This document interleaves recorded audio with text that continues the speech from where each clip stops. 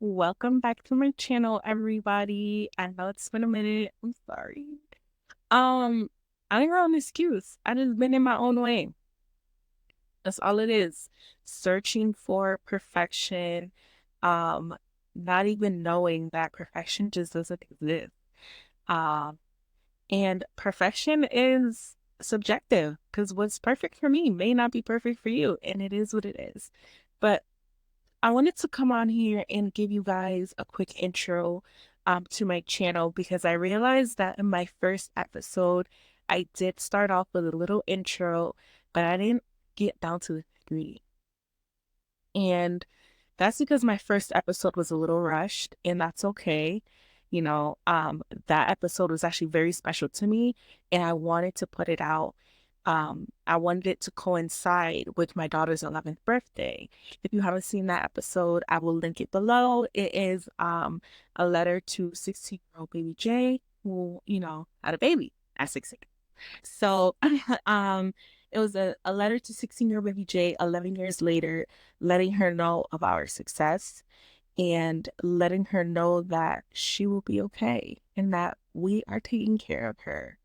Um, but yes, aside from that, I want to where do I want to start? Where do I start?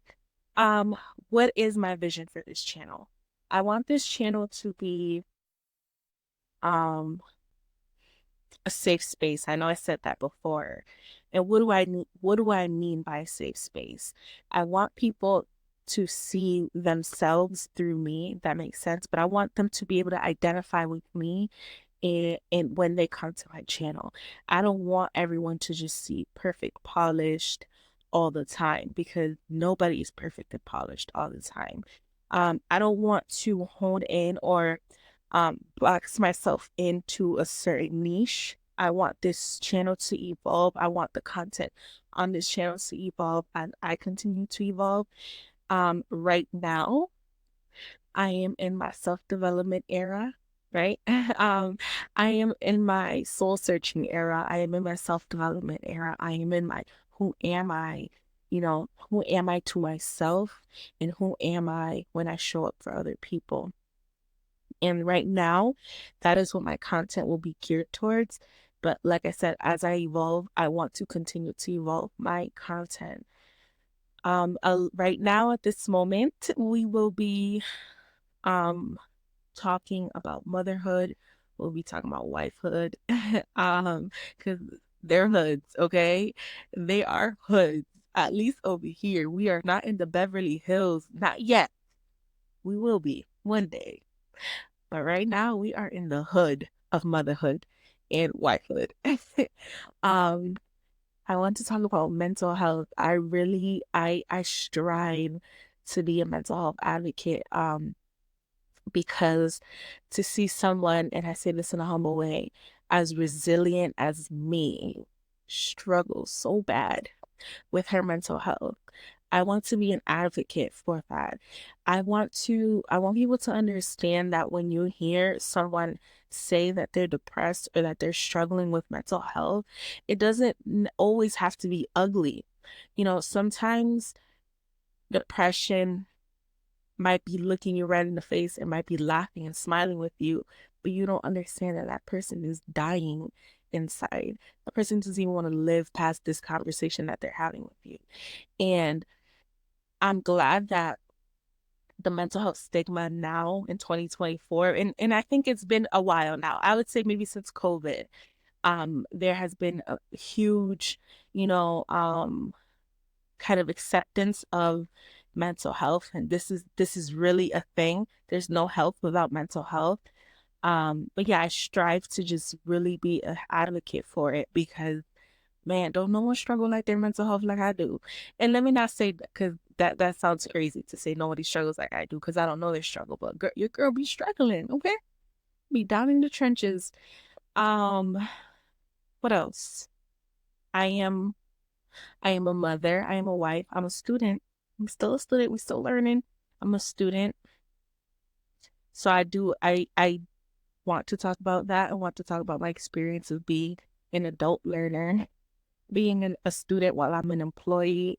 I'm a wife, I'm a mother, how to juggle all of it because I don't even know how I juggle it sometimes.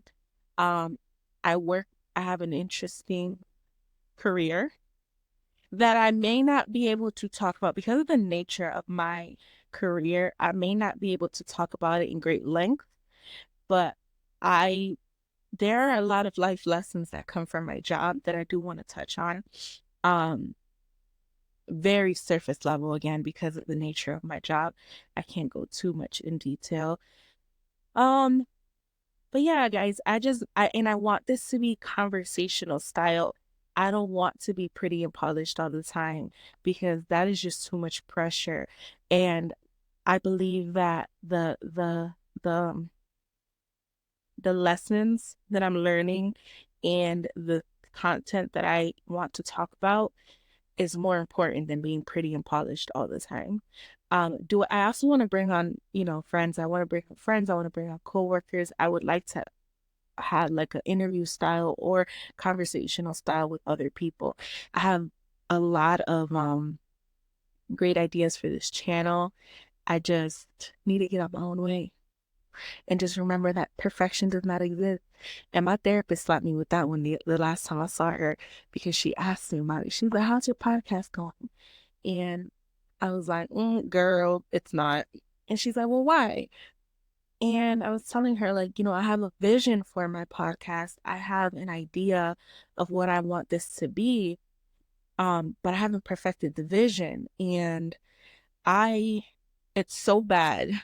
This is a low key embarrassing, but like I said, I want to be myself in my truest form and I want to be unfiltered. So I'm putting myself out there.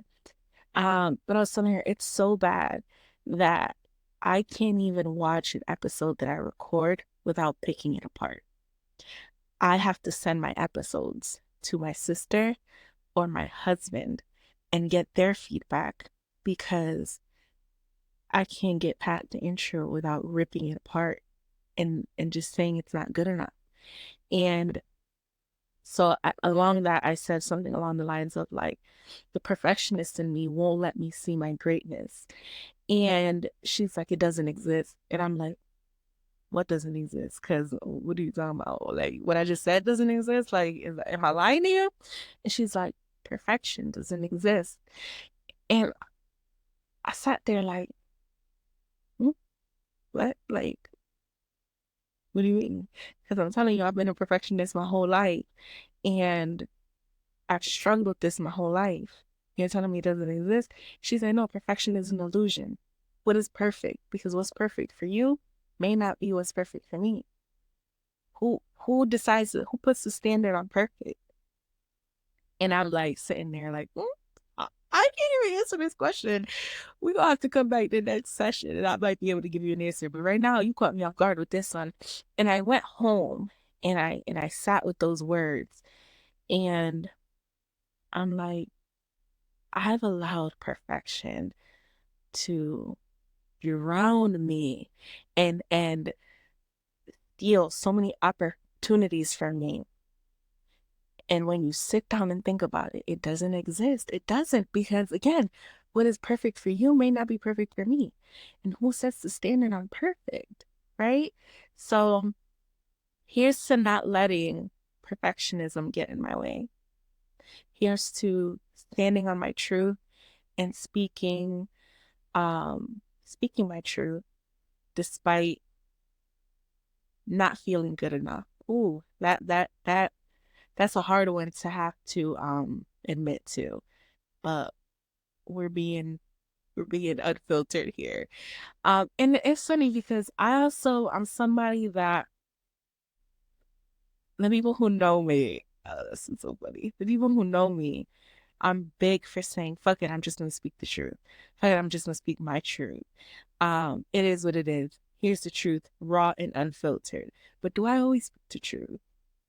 Um, I like to be fair and I do like to speak the truth.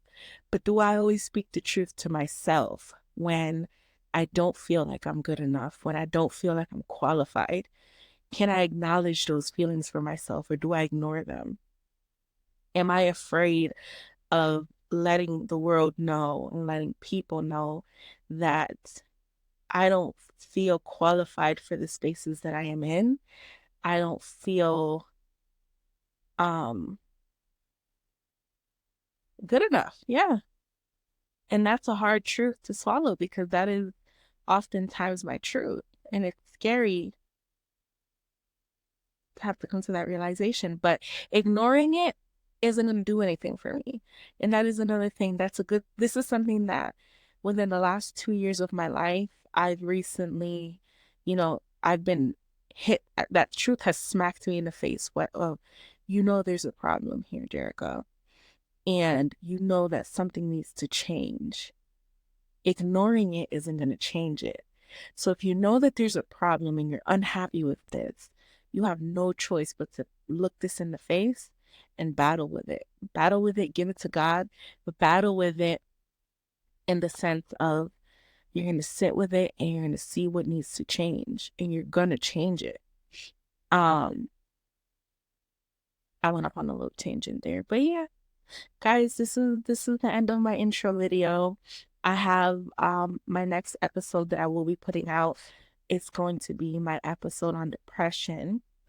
This should have been out a long time ago, guys. It should have. I'm not even gonna lie to you. I recorded it. I recorded it back in October, I believe, because October was Depression Awareness Month. And little old perfectionist me did not like the video. It was good, but it didn't fit my standards of perfect. And I never posted a video. But I believe that everything happens for a reason. And I believe that God has purpose in everything that he does. And everything that he allows to happen. And I believe that that video did not post when it was supposed to post because, ooh, girl, I was entering a season of depression that, oh my God, I don't want to cry. But the Jericho who posted the video, who recorded the initial depression episode video, had not been in a depressive episode in a long time. Okay. I had gone maybe 2-3 months without actually being depressed. Like, don't want to get out of bed, don't want to shower, don't want to do nothing, depressed. And when I actually wrote a letter to my depression, when I wrote this letter, I wrote it from the standpoint of somebody who had not been depressed in a long time. But you know what, guys? I'm gonna leave the rest of this for the episode. Stay tuned for that episode because it will be posting soon. And bye. I'll see you guys later.